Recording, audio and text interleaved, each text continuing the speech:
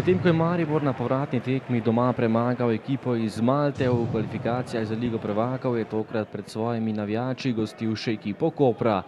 Tekmo pa so domači odprli sijajno, tole je že prvi gol za vijoličaste. Po podaji Boharja s kota je prišel do žoge Mendy in zadel za 1:0. V prvem delu pa je igral le Maribor in imel še kar nekaj lepih priložnosti, tole je že naslednja za Boharja, Nenezič pa je tokrat žogo uspel izbiti. Še ena priložnost za Maribor, spet je bil nevaren Damjan Bohar, ki je bil izjemno dobro razpoložen, takole pa je našel povsem samega Ploja, odlična obramba Neneziča, Bohar pa je žogo pospravil mrežo in poskrbel za povišanje prednosti na 2:0.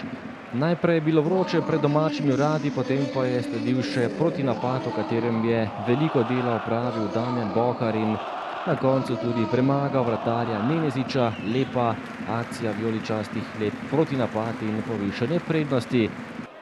Do konca prvega polčasa pa še dve priložnosti, ena na vsaki strani. Najprej za Ploja, ki je kar precej zgrešil vrata Neneziča iz izjemno ugodnega položaja, potem pa še prva prava akcija Kopra. Čovilo je bil tisti, ki je bil pri žogi, a na koncu zgrešil in ostalo je pri prednosti 2:0. V drugem delu pa še naprej boljša igra za Maribor in takoj povišanje prednosti. Prva minuta nadaljevanja, Merdl je podal proti Črnicu, ki pa je s tem neizjemnim evrogolom povišal prednost vijoličastih. Koprski nogometaši pa so potem prišli do velike priložnosti, podal je Guberac, Čovilo je našel samega Pučka, ki pa je iz izjemno ugodnega položaja z glavo zgrešil vrata Handanovića. Maribor pa ni popuščal in zabil še četrti gol v gostujočo mrežo.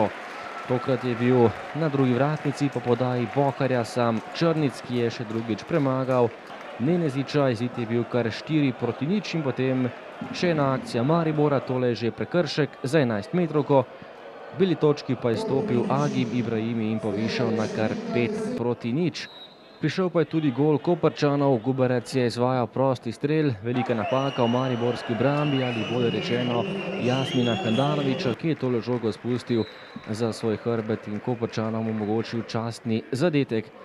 No, potem pa vendarle izjemna obramba Handanovića po strelu Janija Šturma, na pravem mestu mariborski vratar, ki je s tole obrambo rešil domače. Potem pa še ena akcija Maribora, proti koncu tekme se je tudi Dodlek dokopal do žoge, podal proti Ibrahimiju, ki je postavil tudi končni izid tekme. Maribor Koper visokih in kar malo neverjetnih 6:1.